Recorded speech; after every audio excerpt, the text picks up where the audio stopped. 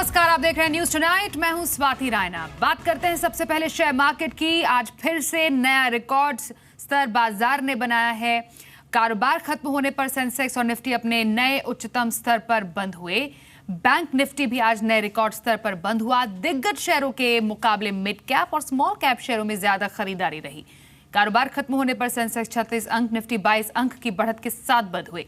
Jewellery, NBFC, infra, textile, retail और consumer good शेयरों में सबसे ज्यादा खरीदारी देखने को मिली। मेटल शेयरों में थोड़ी गिरावट थी। मेटल इंडेक्स को छोड़कर बीएसई के सभी सेक्टोरल इंडेक्स हरे निशान में बंद हुए। मार्केट पे हमारा व्यू पॉजिटिव है। बहुत लिक्विडिटी है ग्लोबल मार्केट्स में, डोमेस्टिक मार्केट में, और ये लिक्विडिटी मार्केट को ड्राइव कर रहा है globally, not only in India. इसके अलावा अगर डोमेस्टिक इश्यूज पे ध्यान दें, I think we are seeing lot of positives. और मॉनसून अगर ठीक ठाक रहा इस बार तो I think Indian markets will soon touch 10,000। Corporate results पे अगर आप ध्यान दें, वहां पे भी बहुत अच्छा प्रोग्रेस देखने को मिला है और हम लोगों को लगता है आने वाले क्वार्टर्स में इससे भी बेहतर प्रदर्शन रहेगा। जो रूरल डिमांड में कमी थी पिछले साल, वो रूरल डिमांड पिकअप हो रहा है। देखिए, बाजार में धीरे धीरे हर दिन थोड़ा थोड़ा उछाल आता जा रहा है। मेरे हिसाब से प्रॉफिट बुकिंग बाजार में मोड में अभी नहीं जाना चाहिए, बिकॉज बाजार में अभी भी अपसाइड है। एंड अगले 6-8 महीने का हमारा टारगेट 10,400 है इंडेक्स के लिए। पर जहाँ पे मोमेंटम रिलेटिवली कम है या जहाँ पे प्राइस करेक्शन ऑलरेडी आया हुआ है, वो हम सेगमेंट या स्टॉक्स देख रहे हैं।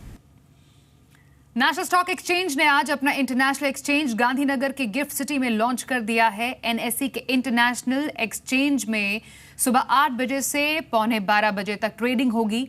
इस एक्सचेंज में equity index derivatives, single stock derivatives, commodity derivatives और करेंसी डेरिवेटिव्स में ट्रेडिंग होगी। इस मौके पर एनएसई के चेयरमैन अशोक चावला से खास बातचीत की हमारे संवाददाता केतन जोशी ने।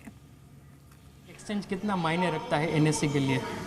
एनएससी के लिए तो एक एक्सटेंशन है जो हमारा कामकाज जो हम कर रहे हैं, बट देश के लिए ये बहुत अहमियत रखता है, क्योंकि ये जैसे बाज़ार सब इंटरनेशनल हो रहे हैं, बिज़नेस ग्लोबल हो रहा है, पैसा इधर से उधर चलता है, उसके लिए एक बहुत अहम प्लेटफॉर्म यहाँ पे बन रहा है गुजरात गिफ्ट सिटी में। और वहाँ पे हम लोग इंटरनेशनल एक्सचेंज खोल रहे हैं जिसमें फ़ॉरेन करेंसी में ट्रांजैक्शंस हो सकेंगे। यहाँ के लोग भाग ले सकते हैं, बाहर के लोग भाग ले सकते हैं, और जो एसेट क्लासेस और प्रोडक्ट्स सेबी और आरबीआई ने मंजूर किए हैं उन सब में ट्रेडिंग हो सकेगा। तो मैंने इसका मतलब ये है कि जो दुबई में होता है, जो सिंगापुर में होता है, वो एक्टिविटी अब यहाँ हो सकेगी। सर, जैसे बीएसई ने अभी आईपीओ लेकर आई है, वैसे एनएससी का भी हम सुन रहे हैं, तो कितना समय लगेगा एनएससी का आईपीओ आने में? हमारी तरफ से पूरी तैयारी है। एनएससी की तरफ से शेयर होल्डर्स बहुत इच्छुक हैं और जिनको शेयर होल्डर बनना है वो भी बहुत तैयार हैं, मगर कुछ एक और पुराना मसला है सेबी के साथ, वो सॉर्ट आउट हो जाए तो हमारी धारणा ये है कि अगले 6-8 महीने में इस कैलेंडर ईयर, इस 2017 वर्ष के अंत से पहले हम आईपीओ ला सकें तो सबका संतोष मिलेगा। एनएसई के इंटरनेशनल फाइनेंशियल सर्विस सेंटर यानी आईएफएससी की ओपनिंग खुद गुजरात के सीएम विजय रूपाणी ने बेल बजाकर की। इस मौके पर विजय रूपाणी ने आरबीआई और सेबी से रिक्वेस्ट किया कि वो इस एक्सचेंज में फॉरेन करेंसी पर व्यापार होने में जो थोड़ी बहुत दिक्कत है उसको सुलझाएं। वहीं सेबी के चेयरमैन अजय त्यागी ने कहा कि गिफ्ट सिटी में 2020 तक 1 करोड़ नौकरियां मिलेंगी और इंटरनेशनल फाइनेंशियल सर्विसेज सेंटर अब टेक ऑफ मोड में है। आज जो बेल सेरेमनी हुआ तो मुझे लगता है कि आज एनएससी का जो बेल सेरेमनी से इस बेल की गूंज स्वाभाविक दुनिया के सभी एक्सचेंज में गूंजेगी। और मुझे पता है कि निफ्टी, बैंक निफ्टी और बाकी का पूरा ट्रेडिंग पूरे विश्व में उनका ट्रेडिंग और तेजी से बढ़ेगा। और नेशनल स्टॉक एक्सचेंज और हमारे जो लिस्टेड स्टॉक है, तो आज ये एनएससी का माध्यम से उसमें भी व्यापार में बढ़ोतरी होगी। I think the project will really take off in the right direction, and in Government of India also task force under the Honorable Minister of State for Finance and Corporate Affairs also constantly reviews and gives whatever policy decisions are required. So in the end, I'll just wish the NSE IFSC Limited Exchange and GIFT City project all the success. कारोबारी साल की आखिरी तिमाही में GDP में कमी के बाद भी कर्ज सस्ता होने की उम्मीद नहीं है। बुधवार को आरबीआई क्रेडिट पॉलिसी की समीक्षा करेगा। जानकार मानते हैं कि रिजर्व बैंक ब्याज दरें घटाने में अभी कोई जल्दबाजी नहीं करेगा, लेकिन आगे की तिमाहियों में महंगाई दर नीचे बने रहने पर फिर से ब्याज दर में कटौती की गुंजाइश बन सकती है।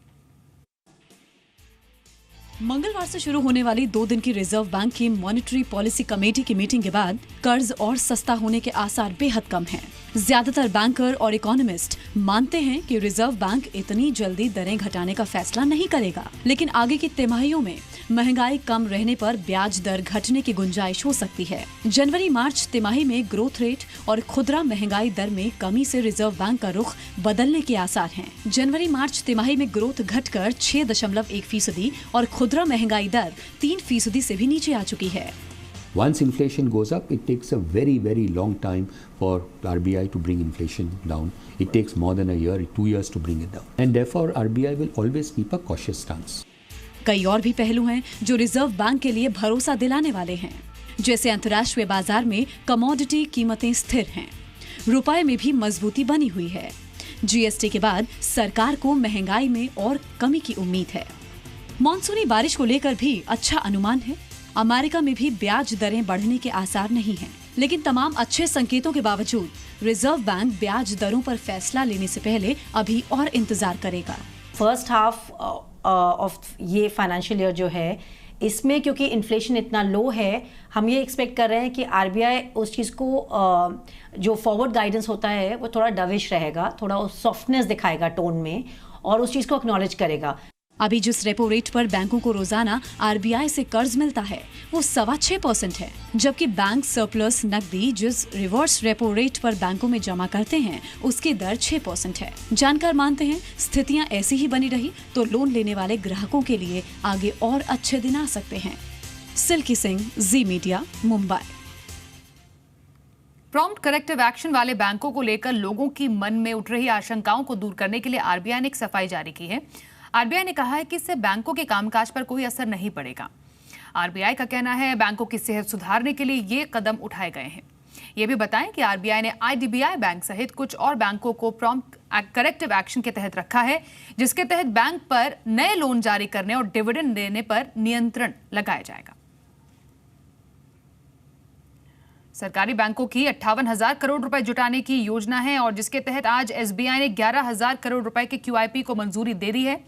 हालांकि एसबीआई की योजना 15,000 करोड़ रुपए जुटाने की है। Bank of Baroda 6,000 crore, OBC और आईडीबीआई की 5,000 करोड़ रुपए जुटाने की योजना है। यूनियन बैंक की 4,950 करोड़ रुपए जुटाने की योजना है। वहीं आंध्रा बैंक और इलाहाबाद बैंक की 6,000 करोड़ के बैड लोन को एआरसी को बेचने की योजना है। आंध्रा बैंक 4,000 करोड़ के 100 अकाउंट्स बेचेगी। इलाहाबाद बैंक 2,000 करोड़ रुपए के 73 अकाउंट्स बेचेगी। वित्त मंत्री अरुण जेटली ने साफ किया कि पीएसयू बैंकों के मर्जर में तेजी लाई जाएगी और इस प्रक्रिया में किसी भी तरह की ढिलाई नहीं बरती जाएगी। वित्त मंत्री ने साफ किया कि सरकार बैंकों की वित्तीय सेहत सुधरने का इंतजार नहीं करेगी। वहीं सीओएआई ने जीएसटी दरें घटाने की मांग की है। सेल्यूलर ऑपरेटर सीओआई ने वित्त मंत्रालय से मांग की है कि 18% जीएसटी को कम किया जाए। इनपुट क्रेडिट से कंपनियों को भरपाई काफी नहीं है, ऐसा सीओआई का कहना है। और साथ ही इंडस्ट्री ने यह भी कहा कि वित्तीय हालत उनकी पहले से ही खराब है, इसलिए जीएसटी की दर पर फिर से विचार किया जाए। हम आपको बताएं कि 11 जून को इसी बाबत जीएसटी काउंसिल की अगली बैठक होने जा रही है।